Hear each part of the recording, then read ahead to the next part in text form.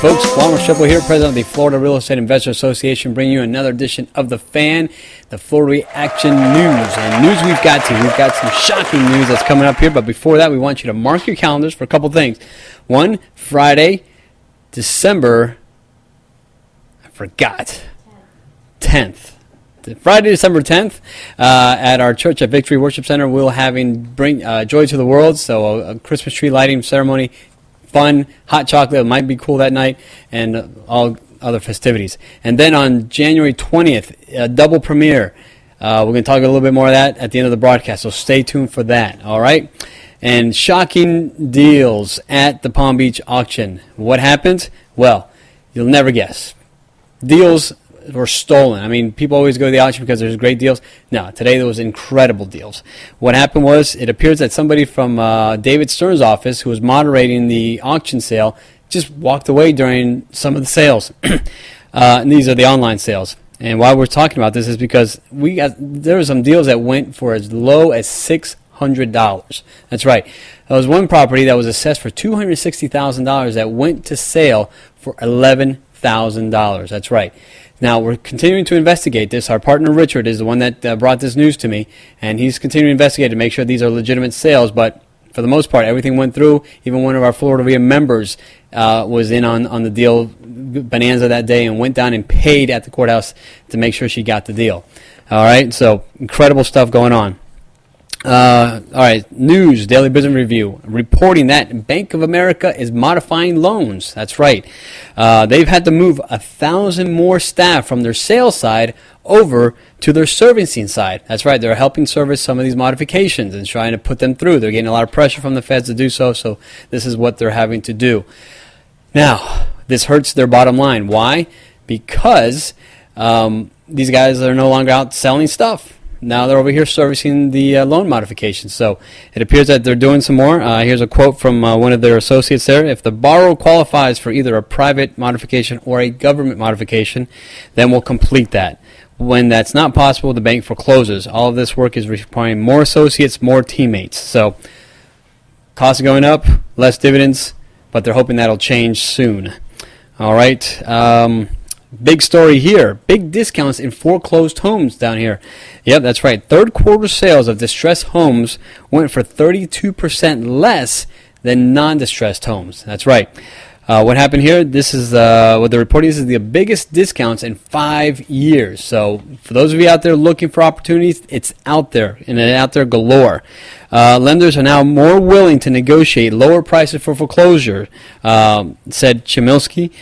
This is a quote here. And he said to sell 25 to 30 of these homes during a typical month. Fannie Mae has begun offering incentives on these seized homes. They're offering up to 3.5% rebate on closing costs, and in September they had announced that they were doing a $1,500 bonus to agents for closing their deals. So yeah, people want to push their deals through. Now, some of the biggest discounts were on the REO properties. Okay, they were up to on average a 41% discount versus non-distressed homes. So again, for those of you who've been in the partnership program, Sharon has been touting about this. Deals are happening, and you got to go after them. All right. Now, existing home sales have declined more than expected in October. Why? Again, the moratorium, potential litigation, title companies edgy on whether or not they're going to issue title insurance on some of these properties, because now there's not sure who the proper owner is. So it's a mess. So we'll see that. But then on the flip side, pending sales rose unexpectedly in October. What's that mean? These are properties that will probably go to sale in the next 30 to 60 days. Okay, they haven't closed yet, but contracts have been signed, and so that rose by 10%, a whopping 10%. I mean, NAR is excited about that news. What's the reason? Low borrowing costs, we can't beat 4%, and reduced prices that have attracted some buyers. Again, there's deals galore out there, so opportunities available out there. Go and get it. All right, Fannie and Freddie, they've lifted the moratorium on foreclosure sales. That's right. They're saying we're back in the game, but they are going to do a slowdown during the holidays, so they won't be evicting anybody, but they are starting to close again. some agents are saying it won't be a huge deluge of closings all of a sudden, just because a lot of these properties have to go back into their whole process. Borrowers have to resubmit their paperwork. Lenders have to submit, go for title, clear title again to make sure nothing came up during that time, and lien searches have to be reordered. So a lot of stuff to clean up there during the moratorium, so then you can start seeing some closings again. All right, the Palm Beach Post reporting a few things here. Class action suit spurred on by the Robo-Signers. That's right. There appears to be some class action suits that are popping up. Now, here's one lawyer, Lou Silber. He started in 2007 to start a class action suit. Now, why did he do this? Well, he was defending foreclosure cases, and then he took on some cases for legal aid. And in doing so, he started seeing a trend on some of these signatures and some of these affidavits. And so he said, you know what, there's something brewing here. And so he started a class action suit. Now, the attorneys out of ICE, we've talked about them in the past that had their run-ins with some of the foreclosure judges. They are against the class action suits. They believe more individual one-on-one litigation should be what's best for the homeowner. Class action suits, they say it's not the same as other lawsuits that get class action, like the cigarette owners and all that stuff. The cigarette makers getting their lawsuits like that. Totally different case here, they believe. So we'll see what goes on with that.